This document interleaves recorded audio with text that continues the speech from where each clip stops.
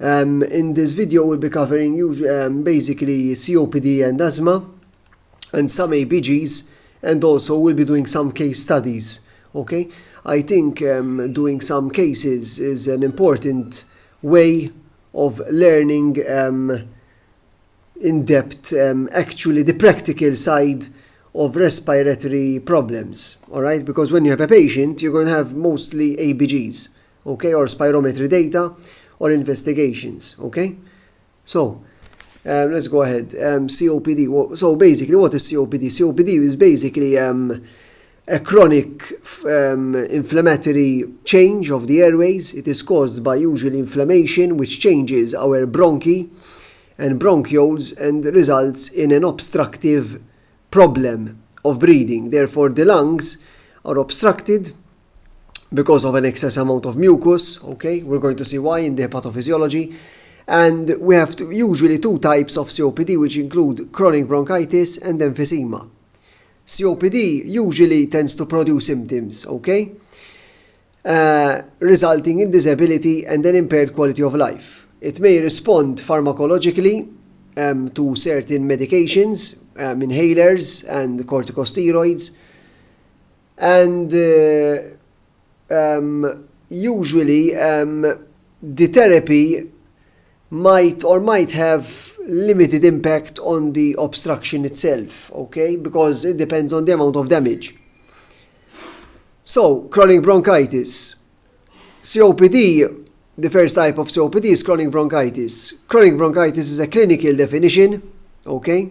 So in the clinic, you will see a patient presenting with these symptoms, usually consisting of 3 consecutive months in the 2 consecutive years, all right, of productive cough.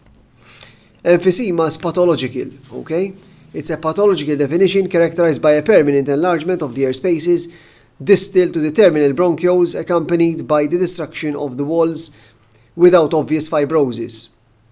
This affects the sinus, okay, and the structure distal to the terminal bronchioles. Gold classification. Basically, when we try to classify the severity of COPD, we classify it as being either mild to very severe, and this depends on the spirometry result. When we take a spirometry, we look for the FEV1, the forced expiratory volume in 1 second, % of the predicted value. Now, when this FEV1 is over 80, we call it cold 1. When it is lower than 30, it is a cold 4. So anything in between is mild, moderate, severe, and very severe, depending on these values. Okay? What are the changes in COPD? Basically, in COPD, we have various cell changes. COPD is usually related to smoking cigarettes, okay? Or due to pollution or asbestos exposure, damage to the lungs, inflammatory changes, basically. So this is going to result in submucous gland hypertrophy. Goblet cell metaplasia, okay? The B's are the goblet cells. A is submucous glands, loss of ciliated epithelium, which is C. Mucus plug obstruction, okay, of airflow, and there is a smooth muscle hypertrophy. Presentations of COPD are going to include a pink puffer. The pink puffer is a person who is usually catectic, very thin, all right, due to excessive work of breathing. He has a intercostal recession and use of accessory muscles when observed. There are inflammatory changes in the lungs. The capillary bed and the alveolus cause an increased alveolar ventilation. There is an increased work of breathing and cachexia. There is a normal oxygen and a low CO2. Breathlessness and usually is not cyanosed. However, this patient might develop a type 1 respiratory failure because of the oxygen and the normal or the low CO2. The blue bloater is a chronic bronchitis, clinical presentation. It results from a decreased alveolar ventilation. There is poor oxygen, all right, poor partial pressure of oxygen and the high CO2. This is more likely to cause a cor pulmonale because there is alveolar hypoxia resulting in pulmonary hypertension that over time results in cor pulmonale, which is heart failure caused by pulmonary causes. The decreased left ventricle function due to the increased cardiac output, all right, results in fluid retention, and therefore the patient presents as being blue, enlarged, very edematous, all right, and cyanosed. As we see here, the clinical features include blue bloater, productive cough with overweight patient, peripheral edema. In the oxygen saturation is usually markedly reduced, okay, in the blood, the arterial partial pressure of oxygen. The pink puffer is usually non-cyanosed, catectic, pursed lip breathing is characteristic, and there's a mild cough. This results in mostly a type 1 respiratory type of failure where the CO2 is normal or low. Possibly there might be late hypercapnia, and the CO2 might be increased in the blue bloater. On examination, there you find usually productive cough, dyspnea and wheeze, accessory muscle use, hyperinflation of the lungs and barrel chest, decreased corticosternal distance, decreased chest extension, and hyperresonant chest. Investigations. So, spirometry is the classical investigation in COPD. You're going to carry out a spirometry where we have we're going to use a ratio called the FEV1 over FVC ratio.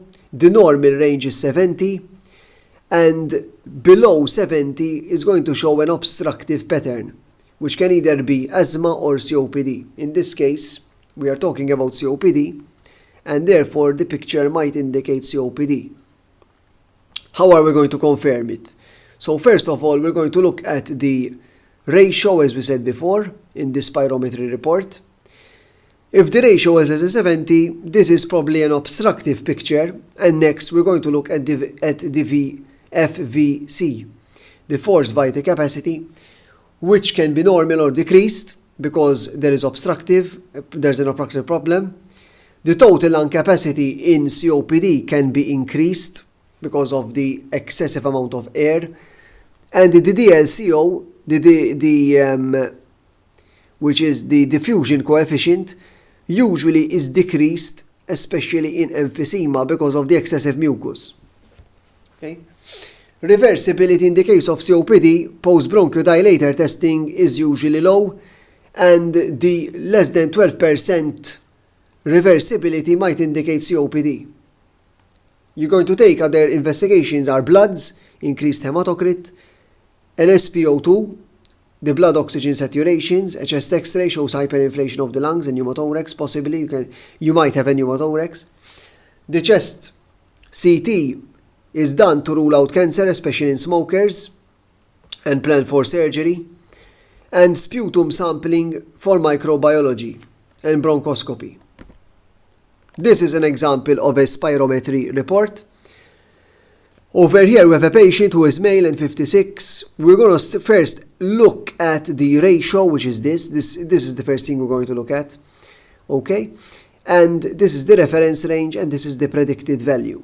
Okay? So in this case it is 52, which is less than 70, and therefore it is low, showing an obstructive picture. The next thing we're going to look at is the FVC. The reference is 3.8. In this case, the predicted is 2.3, therefore it is low as well. So forced vital capacity is low. The total lung volume in this case is slightly elevated, which is also in keeping with COPD. And the DLCO, the diffusion capacity, is also decreased. Okay? COPD chest X-ray, looking at a chest X-ray of COPD here. What we're looking at is, first of all, we have to describe the chest X-ray when we look at the chest X-ray, okay?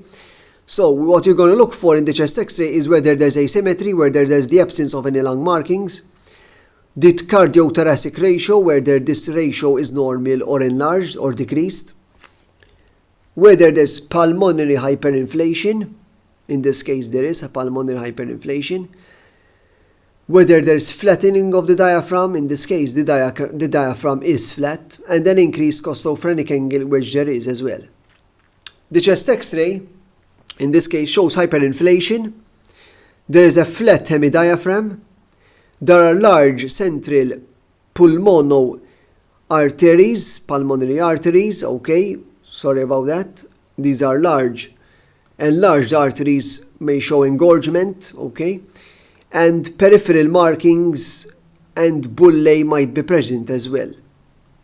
On a CT, you might get bronchial wall thickening, scarring, and air space enlargement. These are some X-rays of COPD patients. This is the X-ray we saw before. This is the CT, okay, where we have some increased air spaces on CT scan.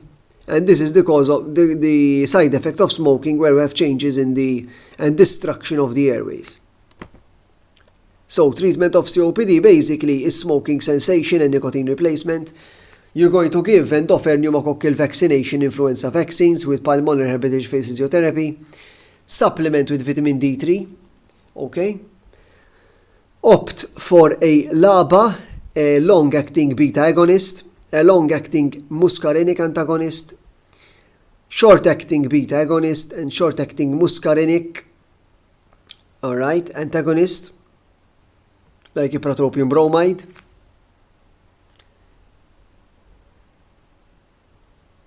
So you can offer an inhaled corticosteroid like budesonide, fluticasone, or beclomethasone, and mucolytic agents including ambroxol.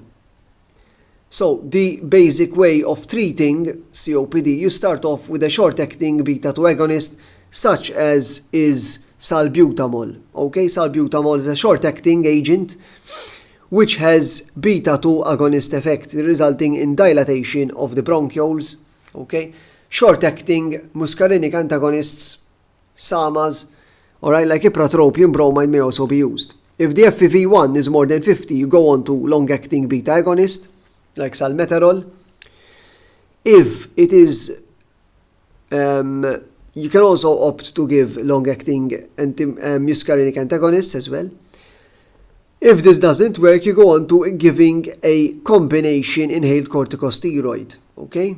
If the FEV1 is less than 50, you give a long-acting muscarinic antagonist or a combination of long-acting beta agonist and inhaled corticosteroid, and eventually move to a combination of long-acting muscarinic antagonist plus long-acting beta agonist, okay, with inhaled corticosteroid combination.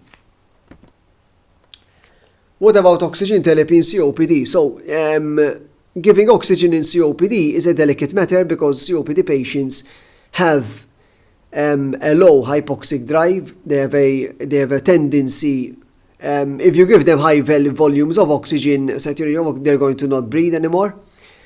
Venturi masks provide a precise oxygen level, all right, titration at high flow rates. So you start usually off at around 24 to 28% COPD, and you give off usually the Venturi mask has a lot of attachments where you attach it to the mask itself. The blue is 24%, white is 28%, yellow 35% oxygen, red is 40%, and green is 60%. Okay, Venturi masks are usually preferred for COPD because you can control the amount of oxygen you give to the patient. Okay, in COPD, we aim at around 24 to 28%, okay, because you don't want them to lose that drive for breathing. Long-term oxygen therapy, LTOT, is indicated for patients where the saturations in the blood of oxygen is less than 55 millimeters of mercury, or they have an SaO2 of less than 88%. So SATs are less than 8% at rest. Supplemental oxygen can worsen hypercapnia. Okay? It depends on the amount you give.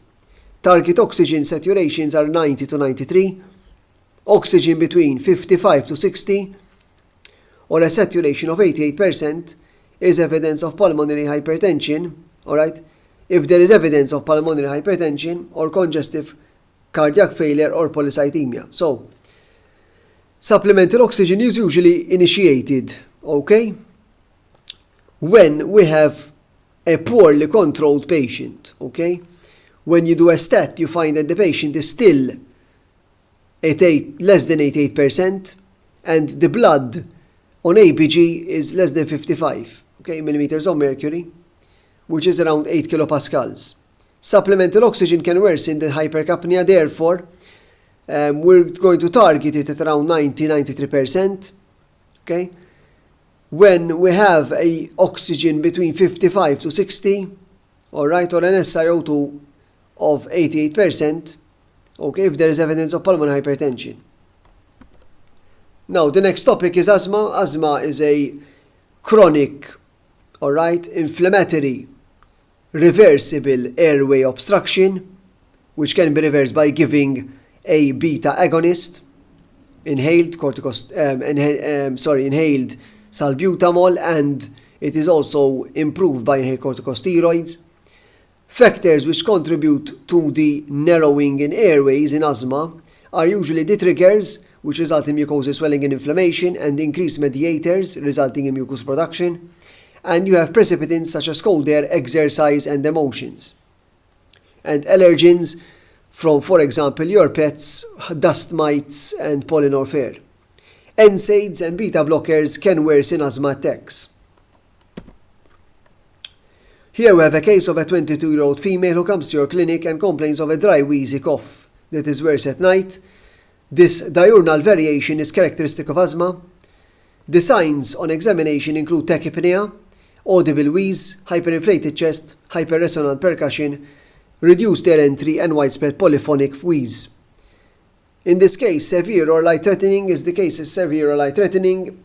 A severe asthma attack, usually there's inability to complete sentences, there's a pulse of around more than 110 beats per minute, respiratory rate is also elevated, more than 25, a normal respiratory rate is around 22, and the peak expiratory flow of 33 to 50%. Life-threatening attacks, usually there is a silent chest, there's confusion and exhaustion, cyanosis, there is bradycardia, and the peak expiratory flow less than 33. Asthma investigations include peak expiratory flow rate and sputum culture, alright, full blood count, urea electrolyte, CRP blood cultures, ABG analysis usually shows a normal or slightly low oxygen level. If the PaCO2 is normal or raised, transfer to ITU on ventilation and do a chest X-ray to exclude pneumothorax. Chronically, asthma PF monitoring might be initiated. You're going to monitor the patient by spirometry with the FEV1-FVC ratio, where the case of chronic asthma would be obstructive picture, lower than 70%. Usually, more than 15% improvement or reversibility of FEV1, alright, follows a beta-2 agonist. Therefore, the patient might show normal spirometry findings. However, this is due to their therapy of use of the inhaled medication they are taking. Chest X-ray might show a hyperinflation as well, which might be confused with COPD. The skin prick tests might be used to identify allergens. Alright, and you can also carry out an aspergillus serology for fungus. Treatment of asthma, usually step 1 is short-acting beta agonist like salbutamol. Then you can add an inhaled corticosteroid like beclometazone. Then in step 3 you can use an inhaled long-acting agent like salmeterol, plus trying a leukotriene antagonist montelukast. Step 4 is a trial of inhaled corticosteroid, modified release theophylline, oral beta-2 agonists, and leukotriene antagonist montelukast. Finally, at step 5, you can add prednisolone or prednisone, okay? Prednisone is a oral steroidal therapy, okay? And usually you refer to a pulmonologist, a respiratory specialist. Respiratory failure is a consequence of lung damage or lung disease. There are two types of respiratory failure. When a patient presents acutely in the bed, you have two causes of failure. You can have type 1 hypoxia with a normal or low CO2. The ventilation perfusion mismatch is caused by pneumonia, COPD, asthma, and pulmonary fibrosis. Type 2, hypoxia with elevated CO2. Lung disease such as COPD, asthma, fibrosis, and obstructive sleep apnea. Reduced respiratory drive like sedative drugs. Neuromuscular disease, myasthenia gravis, and thoracic wall disease, kyphosis. So, if we think of 4 causes of each, 4 causes of type 1 hypoxia Okay, type 1 respiratory failure. And type 2, 4 causes would be type 1 pneumonia, COPD, asthma, and fibrosis. These cause a ventilation perfusion mismatch. Type 2 is more likely to be caused by usually neuromuscular or thoracic wall problems. Therefore, this does not leave the patient remove the CO2 they have, and this causes elevation of CO2, okay, causing a type 2 picture on an ABG. Alright, the causes may be the same: asthma, COPD, fibrosis, and infections like pneumonias. There might be obstructive sleep apnea, where the patient is retaining CO2. There might be reduced respiratory drive, like sedative drugs, neuromuscular disease, myasthenia gravis or Guillain-Barré, and thoracic wall disease, kyphoscoliosis.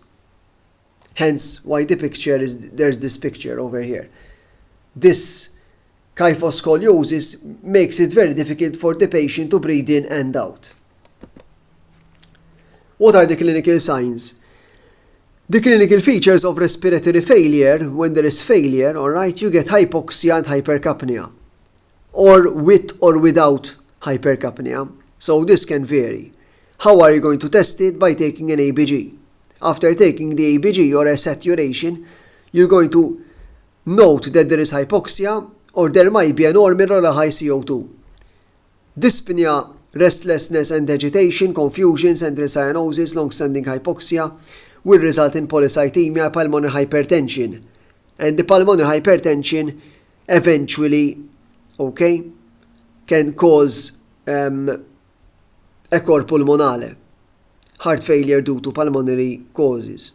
Hypercapnia causes asterixis and headache, tachycardia, bounding pulse, papilledema, confusion, warm hands, okay, engorged veins in the hands, and the bounding pulse. The flap or the asterixis is very important in the respiratory examination. Investigations include blood tests like a full blood count, a urea electrolyte, CRP, ABG, radiology, again chest x-ray, microbiology, you're going to take a sputum and a blood culture, if febrile especially, spirometry, COPD, there's a spirometry basically is going to distinguish whether it is an obstructive cause or a restrictive cause, okay? ABGs are usually taken to show whether it is respiratory or metabolic, okay? And these are usually normal values of ABGs. So the pH range is usually normally between 7.35 to 7.45. Partial pressure of oxygen is around 75 to 100. Partial pressure carbon dioxide 35-45. Bicarbonate 20-26. Oxygen sets around 94 to 100 are all normal. ABGs help to interpret whether the respiratory problem is acidotic or alkalotic, whether it is metabolic or respiratory.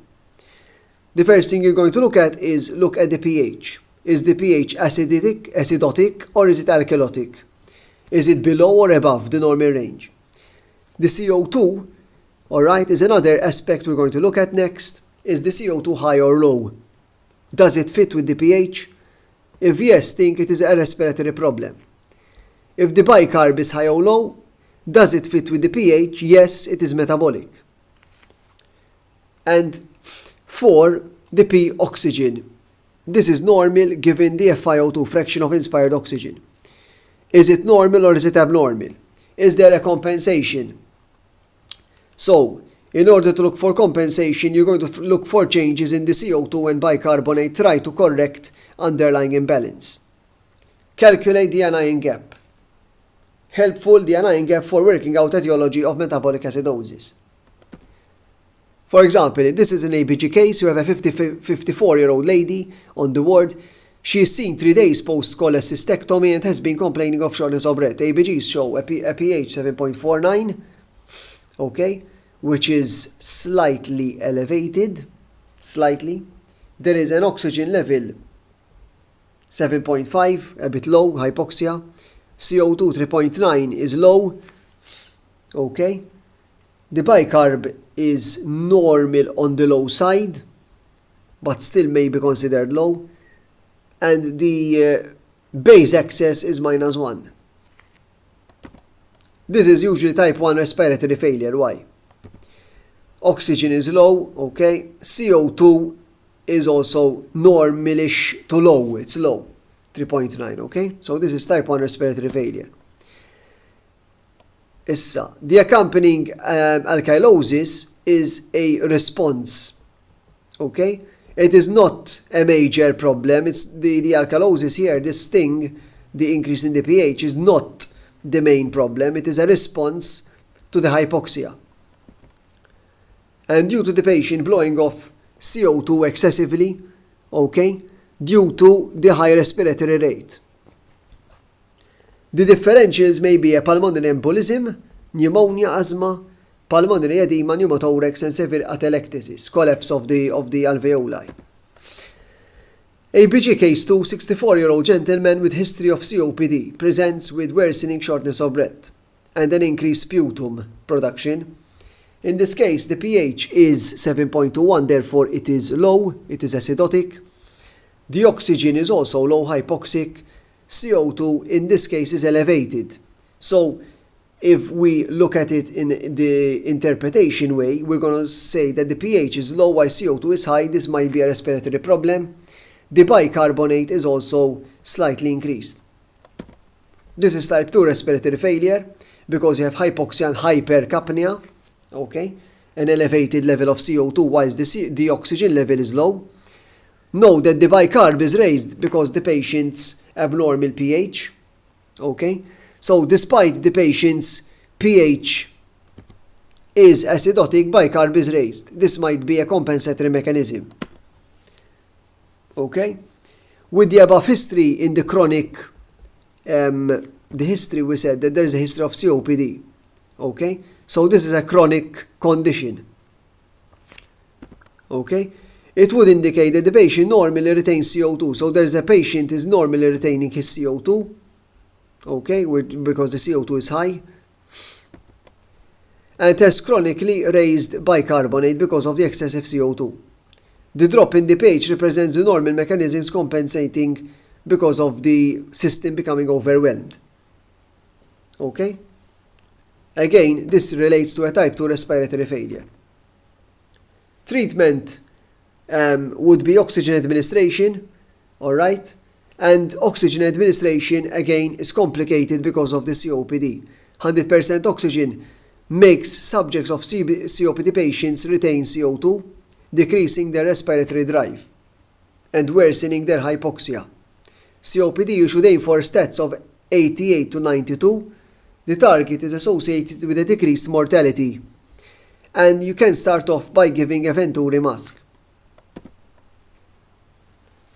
67-year-old male with a history of peptic ulcer disease presents with a persistent vomiting. Okay? So this guy is losing stomach acid because of persistent vomiting. The pH is going to be alkalotic, 7.56. Oxygen is normal range. CO2 is normal. And bicarbonate is also, this bicarbonate is elevated. So we have the pH which is elevated and the bicarbonate is elevated. Both pH and bicarb are equivalent and therefore this is a metabolic alkalosis. It has a metabolic cause and it is not related to respiratory disease. Case 4. A normally fit well 11-year-old boy presents with diarrhea and vomiting. Again, we have diarrhea and vomiting, so this might be metabolic. He's complaining of non-specific abdominal pain. So if you look at the blood gas values, the pH is 7.12, it is low. Oxygen is normal. CO2 is low. Bicarbonate is also low. So we have a pH and the bicarbonate, these are low. Okay? This is probably a metabolic acidosis and the cause is diabetic ketoacidosis. It is metabolic acidosis caused by diabetic ketoacidosis because the patient, 11-year-old, usually present with diarrhea and vomiting, the glucose is very elevated, all right? And this is a picture of probably type 1 diabetes. Interpretation: metabolic acidosis would have a pH which is low and a CO2 which is normal or low. However, the bicarbonate is going to follow the pH, and both of them are going to be low. Respiratory acidosis would have a low pH with a normal or a high barcide, but the CO2 is going to be high. So, in the case of respiratory acidosis, we're going to have opposing values, pH low and CO2 high. Metabolic alkalosis, pH high and CO2 normal or high. Respiratory alkalosis, high and low. The treatment of respiratory failure, usually you have to try and treat the underlying cause, okay? First of all, is it an infection? Is it a COPD, asthma, etc., etc.? Is it an acute attack, an exacerbation? You're going to probably give oxygen at 24 to 60% via face mask. Assisted ventilation if the oxygen is less than 8 kilopascals, despite 60% oxygen. Type 2 respiratory failure, you're going to treat the underlying cause. Controlled oxygen therapy starting at around 24% again. Oxygen therapy should be given with caution in these patients. Recheck the ABG after 20 minutes. The PaCO2 is steady or lower. Okay. Increase oxygen concentrations to 28%. So if the level of arterial CO2 is steady or low, is still low, okay, then you can increase the oxygen slowly, okay, in steps. You don't give a direct high level of oxygen like in type 1 respiratory failure, especially if the patient is a COPD patient, okay, because of their hypoxic drive. If the CO2 has risen and the patient is still hypoxic, consider assisted ventilation. Non-invasive ventilation, all right, might help the patient with type 2 respiratory failure. Okay? If this all fails, consider intubation and ventilation if appropriate. Thank you very much. That's the end of the presentation.